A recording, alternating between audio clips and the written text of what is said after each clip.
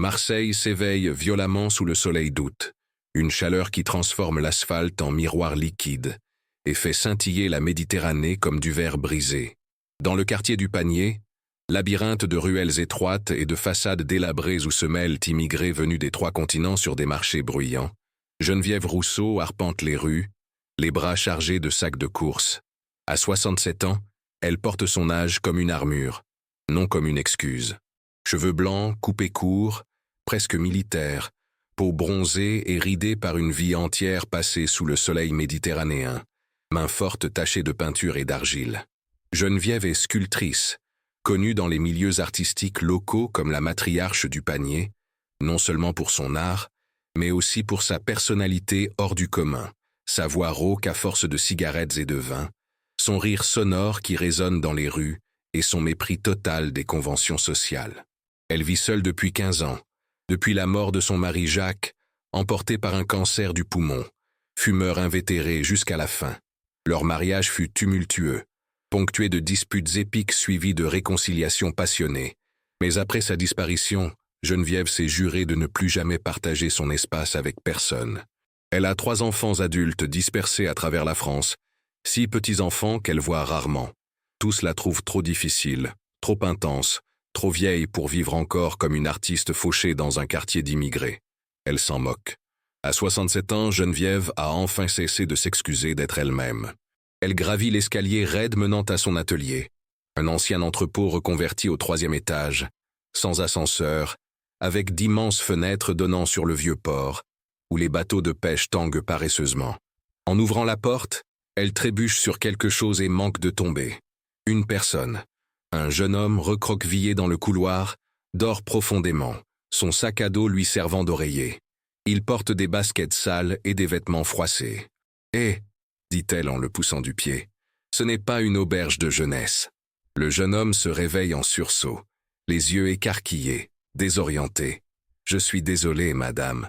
Je suis vraiment désolé, » dit-il en se levant rapidement, titubant, avec un accent campagnard, peut-être d'Avignon ou d'Aix. « J'avais juste besoin de dormir un peu, je m'en vais. » Geneviève l'examine du regard d'une sculptrice chevronnée, qui perçoit ce qui se cache derrière les apparences. Le jeune homme a tout au plus 24 ans, la peau claire et hâlée, des cheveux blonds clairs tombant sur des yeux bleus effrayés, et une maigreur extrême, une maigreur due à la négligence des repas, pas à la musculation, d'une beauté presque féminine, délicat, vulnérable. Il porte un t-shirt blanc taché de sueur et un jean déchiré aux genoux. Un bleu violacé récent marque son visage. « Quand avez-vous mangé pour la dernière fois ?» La question sort plus sèchement que Geneviève ne l'aurait voulu. Le jeune homme détourne le regard. « Hier. » Un mensonge. Elle soupire, ouvre la porte. « Entrez, je vais vous faire un café. » Le jeune homme hésite, s'attendant visiblement à un piège, à de la violence, à une expulsion. Mais Geneviève est déjà entrée, la porte ouverte, et il la suit, n'ayant nulle part où aller. L'atelier est un chaos organisé. Des sculptures à différents stades d'achèvement occupent chaque recoin. Bustes en terre cuite, torses en bronze, figures abstraites en marbre. Ça sent la terre humide, la peinture, la térébenthine, le vieux café. Geneviève décharge les courses sur le plan de travail improvisé et allume le vieux réchaud. Elle s'assoit et désigne un tabouret. Le jeune homme obéit, les mains nerveuses sur les genoux. « Comment t'appelles-tu »« Gabriel », répond-il doucement, « Gabriel Blanc. »« Quel âge as-tu, Gabriel ?»« 24 ans. »« D'où viens-tu ?»« Arles. »« Pourquoi dors-tu dans mon couloir à Marseille ?» Gabriel hésite, mais la franchise de Geneviève, sans pitié ni jugement, empreinte d'une simple curiosité, le pousse à parler. « J'ai fugué, enfin, pas vraiment de chez moi. C'est la maison de mon beau-père. Il m'a mis à la porte quand il a découvert mon homosexualité. Il m'a traité d'abomination. Il m'a battu. Il a jeté mes affaires à la rue. Je suis venu à Marseille, parce que j'avais entendu dire que c'était plus ouvert, plus facile pour les gens comme moi. Mais je suis arrivé il y a 3 jours, et on m'a déjà volé mon sac à dos avec l'argent que j'avais. J'ai dormi sur la plage, à la gare. Hier, un type m'a proposé de m'héberger, mais une fois sur place, il voulait que je fasse des choses. Alors, je me suis enfui à nouveau et je me retrouve ici. Il s'essuie rapidement les yeux, honteux de ses larmes. « Excusez-moi. » Je vous laisse. As-tu déjà mendié dans la rue? Geneviève verse un café fort dans 2 tasses ébréchées. Gabriel secoue la tête. Je n'y arrive pas. J'essaye, mais les mots ne sortent pas. Stupide orgueil, commente-t-elle, sans pour autant le critiquer. Elle pose du pain, du beurre, de la confiture et du fromage devant lui. Mange. Je ne vais pas te renvoyer maintenant. Tu vas t'évanouir de faim dans la rue et on te volera tes organes. Gabriel mange d'abord lentement, puis avec une faim animale, comme quelqu'un qui doute que la nourriture soit encore là. Geneviève l'observe, une cigarette à la main, son café oublié refroidissant dans sa main. Il y a quelque chose chez ce garçon qui l'intrigue, sa fragilité mêlée à une obstination perceptible dans la façon dont il se tient droit malgré son épuisement. Si l'une de ces histoires vous touche, aimez celle-ci dès maintenant et activez les notifications, car cette histoire va vous surprendre. Gabriel passe la nuit à l'atelier. Geneviève improvise un lit sur le vieux canapé, parmi les sculptures, et lui donne des vêtements propres ayant appartenu à son mari, conservés pendant 15 ans dans une boîte qu'elle n'avait jamais osé jeter. Le lendemain, Gabriel se lève tôt et trouve Geneviève déjà à l'œuvre, les mains couvertes d'argile, modelant ce qui semble être un torse féminin. « Je peux t'aider », propose-t-il timidement. Elle se retourne. « Tu sais faire quelque chose ?» se demande Gabriel. « Je sais cuisiner. J'ai travaillé 2 ans dans un restaurant à Arles avant d'être renvoyée. Alors prépare-moi le déjeuner, » dit-elle en désignant la cuisine. « Il y a de quoi faire, surprends-moi. » Gabriel cuisine. Il trouve des tomates, de l'ail, de l'huile d'olive, des herbes, un morceau de poisson dans le réfrigérateur. Il prépare une bouillabaisse, la traditionnelle soupe de poisson marseillaise, comme le lui a appris sa grand-mère avant son décès.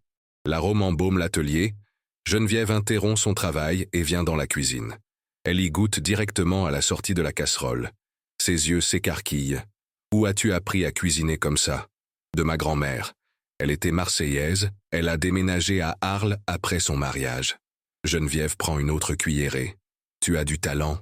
Gabriel rougit, peu habitué aux compliments. « Ce n'est rien. »« Si, c'est important, » insiste-t-elle, « et je vais te faire une proposition. Tu restes ici, tu utilises le canapé, tu cuisines et tu m'aides à l'atelier. Et je te loge et te nourris le temps que tu t'installes. Ce n'est pas de la charité, c'est un échange équitable. » Gabriel a du mal à y croire. « Sérieusement? Pourquoi? Pourquoi m'aideriez-vous? Parce que Geneviève retourne à la sculpture, quand j'avais votre âge, une femme plus âgée m'a sauvé d'une situation similaire. J'étais jeune, sans le sou, enceinte et abandonnée par mon petit ami. Une sculptrice nommée Madeleine m'a recueilli, m'a tout appris sur l'art, m'a donné une chance de vivre. Elle est morte il y a 20 ans, mais j'ai promis que si jamais je le pouvais, je rendrais l'appareil à quelqu'un d'autre. Aujourd'hui, ce jour est arrivé. » Gabriel sent les larmes lui monter aux yeux, mais il les retient. « Merci, » murmure-t-il. « Ne me remerciez pas encore, » répond Geneviève avec un sourire ironique. « Je suis insupportable. Vous allez me détester dans une semaine. » Mais une semaine passe et Gabriel ne part pas. Il nettoie l'atelier, range ses outils, fait les courses, prépare des repas qui font gémir Geneviève de plaisir. Le soir, elle lui apprend la sculpture, le laisse expérimenter avec l'argile. Gabriel découvre qu'il a un don pour façonner les formes. Il y a dans ce processus quelque chose de méditatif qui apaise son anxiété constante. Il parle, de longues conversations sur tout. L'art, la politique, la sexualité, la religion. Geneviève est d'une franchise brutale, ne ménageant personne dans ses opinions. Mais elle ne juge pas non plus. Quand Gabriel lui parle de la confusion qu'il a ressentie en découvrant son homosexualité dans une petite ville religieuse, de la peur constante qu'il habitait, elle dit simplement « Le monde est plein de lâches qui ont peur de tout ce qui est différent.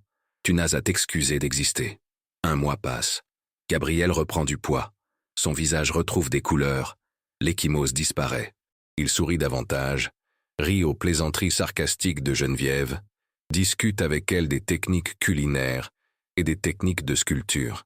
Geneviève se surprend à attendre avec impatience le moment où il se réveillera, l'odeur de son café, meilleure que le sien, et leur conversation futile au dîner. Un soir, après avoir partagé une bouteille de vin rouge, Gabriel dit quelque chose d'inattendu. « Tu es la personne la plus incroyable que j'ai jamais rencontrée. Geneviève rit, gênée, ce qui est rare chez elle. Tu devrais rencontrer plus de gens. Non, insiste-t-il, je suis sérieux, tu es libre comme je ne t'ai jamais vu. Tu ne t'excuses de rien, tu es exactement qui tu veux être. Il y a quelque chose dans son regard qui met Geneviève mal à l'aise. Gabrielle, dit-elle lentement, tu sais que je suis vieille, n'est-ce pas? Assez vieille pour être ta grand-mère. Je sais, répond-il calmement. Ça ne change rien à ce que je ressens. Geneviève se lève brusquement et s'éloigne. Que ressens-tu? Gabrielle se lève à son tour et s'approche d'elle. Je ne sais pas comment l'expliquer. Je ne l'ai jamais ressenti auparavant, mais quand je suis près de toi, je me sens en sécurité. Je me sens vu, je me sens vivant. Geneviève secoue la tête. Tu confonds gratitude et attirance. Ce n'est pas le cas, dit-il en prenant sa main, sa vieille main tachée, et en lui baisant les jointures. Et si je disais la vérité? Geneviève devrait rire, le renvoyer, lui rappeler qu'il est trop jeune, homosexuel, vulnérable, qu'elle est trop vieille, trop cynique, trop brisée. Mais quand Gabrielle l'embrasse, timide et audacieux à la fois, elle ne se dérobe pas. Le baiser est étrange, inattendu, sa barbe effleurant son visage, ses lèvres sèches rencontrant des lèvres douces. Lorsqu'ils se séparent, Geneviève tremble. C'est de la folie, murmure-t-elle. Gabrielle sourit, et c'est le plus beau sourire qu'elle ait jamais vu. Alors, soyons fous ensemble. Cette histoire vous touche-t-elle? Partagez-la avec quelqu'un qui sait que l'amour ne connaît pas de règles. Et abonnez-vous pour découvrir ce qui se passera quand le monde entier l'apprendra. Ils entament une relation qu'aucun d'eux ne sait comment définir. Officiellement, Gabrielle dort toujours sur le canapé, mais bien des nuits, il finit par se retrouver dans le lit de Geneviève. Leurs corps, si différents, se découvrent l'un l'autre. Elle, forte de son expérience, lui, curieux de n'avoir jamais eu la liberté d'explorer. Geneviève se sent renaître. Des parts d'elle-même qu'elle croyait éteintes depuis le départ de Jacques se réveillent. Non seulement le désir, mais quelque chose de plus profond. L'envie de se réveiller auprès de quelqu'un, de faire des projets au-delà du lendemain. Sous son attention, Gabrielle s'épanouit, prend confiance en lui, se met à chercher du travail dans la restauration et est embauchée dans un bistrot du Vieux-Port. Pendant 2 mois, ils vivent comme dans une bulle. Le quartier du Panier est discret, habitué aux excentricités. Personne ne s'étonne de voir Geneviève et Gabrielle ensemble, supposant qu'il s'agit d'un mentorat artistique, rien de plus. Mais les bulles finissent toujours par éclater. Un après-midi, Margot, la fille aînée de Geneviève, débarque à l'improviste, souhaitant parler d'héritage et de testament. Elle trouve Gabrielle dans la cuisine, pieds nus, vêtue seulement d'un short, en train de cuisiner. « Qui êtes-vous » Margot a 45 ans, est avocate à Lyon, et a toujours désapprouvé les choix de sa mère. Gabrielle se présente, explique qu'il habite là, et qu'il donne un coup de main à l'atelier. Geneviève arrive de la rue, aperçoit sa fille, et l'atmosphère se refroidit aussitôt. Margot attend que Gabrielle parte pour pouvoir le confronter. « Maman, c'est qui ce garçon ?»« Un ami, » répond Geneviève sèchement. « Il habite ici ?»« Oui. »« Pourquoi ?»« Parce que je le voulais. » Margot plisse les yeux. « Il se passe quelque chose que je devrais savoir ?» Geneviève confronte sa fille. « Et alors ?» Margot pâlit. « Tu ne peux pas être sérieuse. Il a l'âge de tes petits-enfants, bon sang, tu es sénile ?» Le mot s'arrête net. Geneviève se tait, d'un silence qui précède l'orage. « Sors de chez moi. Maman, je suis juste inquiète. Sors de chez moi. » Margot s'en va, mais elle ne se laisse pas abattre. 1 semaine plus tard, les 3 enfants de Geneviève se présentent ensemble. Une intervention familiale. Ils accusent Gabrielle de profiter d'elle, de convoiter l'héritage du sculpteur renommé, de manipuler une femme vulnérable. Gabrielle tente de se défendre, mais les accusations sont trop violentes. Geneviève explose, met ses enfants à la porte en criant qu'ils sont morts à ses yeux. Mais le doute est semé. Ce soir-là, elle demande à Gabrielle « Pourquoi es-tu là ?» Il est sous le choc. « Parce que je t'aime. » « Comment peux-tu aimer quelqu'un qui mourra des décennies avant toi ?»« Je ne sais pas, » répond Gabrielle sincèrement. « Mais je t'aime. » Le scandale se répand dans le quartier. Les rumeurs vont bon train. Certains le défendent, la plupart le jugent. Vieux pervers. Prédateur. Elle devrait avoir honte. Gabrielle est insultée au travail, licenciée sans explication. Un jour, quelqu'un tague « pédophile » sur la porte de l'atelier, alors que Gabriel est majeur. Geneviève nettoie seule, les mains tremblantes de rage. Gabriel veut partir pour la protéger, mais elle refuse. Si on se soumet à tous les imbéciles qui ont un avis, on passera notre vie à genoux. Mais la pression finit par peser lourd. Gabriel fait des crises d'angoisse et se demande s'il ne gâche pas sa vie. Geneviève boit davantage, dort moins. Ses sculptures restent inachevées. Un soir, après une violente dispute où Gabriel lui suggère de se séparer pour son propre bien, Geneviève prononce des paroles irrévocables. « Peut-être as-tu raison. Peut-être est-ce une erreur. Peut-être suis-je égoïste de te retenir ici, alors que tu pourrais profiter de ta jeunesse. » Gabriel part en claquant la porte, passe la nuit à errer dans le port et songe au suicide. Avez-vous déjà dû choisir entre l'amour et le jugement du monde entier? Dites-nous ce que vous feriez. Et abonnez-vous, car la fin vous surprendra. Gabriel ne se lance pas. Au lieu de cela, il se rend dans un bar gai du cours Julien, le genre d'endroit qu'il cherchait en arrivant à Marseille, mais qu'il n'osait pas fréquenter. Il y rencontre Bruno, un homme de 35 ans, gentil et posé qui travaille comme infirmier. Bruno flirte avec lui. Gabriel lui répond, non par envie, mais par besoin de se prouver quelque chose. Ils quittent le bar ensemble et vont chez Bruno. Mais lorsque Bruno tente de l'embrasser, Gabriel se retire. « Désolé, je ne peux pas, j'aime quelqu'un. » Bruno comprend. « Est-ce que cette personne le sait? » « Oui, mais je suis en train de lui gâcher la vie. » Bruno s'assoit sur le lit. « Je peux te donner un conseil. Si tu aimes vraiment quelqu'un, bats-toi pour lui. Ne le protège pas en fuyant. Protège-le en restant, en affrontant les difficultés ensemble. » Gabriel revient à l'atelier à l'aube. Geneviève travaille, elle n'a pas dormi, les mains couvertes d'argile. Elle ne le regarde pas quand il entre. « Je croyais que tu étais parti. J'y ai pensé, » répond Gabriel en s'asseyant par terre à côté d'elle. « Mais j'ai compris que fuir ne te protège pas. C'est me protéger moi-même de la douleur du combat. » Geneviève finit par le regarder, les larmes aux yeux. « Gabriel, tu as 24 ans, j'en ai 67. Il y a un décalage. » « Il n'y a de décalage que si on raisonne en termes de temps, » rétorque-t-il. « Mais si on raisonne en termes d'intensité, 5 années intenses valent-elles plus que 50 années mortes? » Elle voudrait protester, mais elle n'a aucun argument. Ils décident de tenter leur chance ouvertement, sans se cacher. C'est l'enfer.